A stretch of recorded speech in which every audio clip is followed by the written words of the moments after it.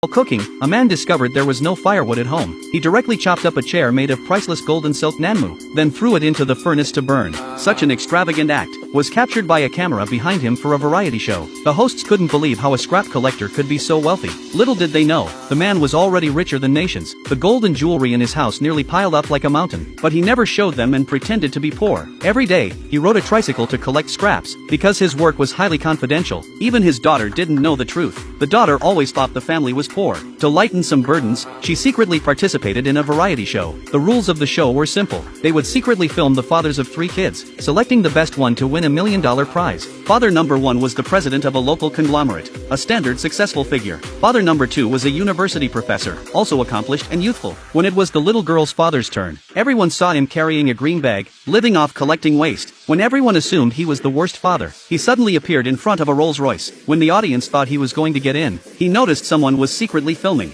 immediately turned around, and left in his tricycle. As he rushed home, believing he had finally shaken off the camera crew, the production team had already obtained the daughter's consent to secretly install a camera in their home. When they discovered the little girl lived in such poor conditions, everyone felt sympathetic and wanted to donate $50,000 to her. But when they saw what was in the man's bag, everyone fell silent. The man saw that the bag was filled with bird's nest and shark fin, complaining that he wished for something new. This scene drew laughter from a woman, who believed he was just pretending to be wealthy. The guests assumed he was collecting garbage, not knowing everything inside was gifted by rich people trying to please him. Next, in a jewelry box, there was a necklace worth over $10 million, which caused a stir in the audience. When someone doubted it might be fake, an observant host noticed the necklace was identical to the one worn by mother number 1. The woman immediately rebutted, claiming the necklace her husband gave her was a global limited edition worth $20 million.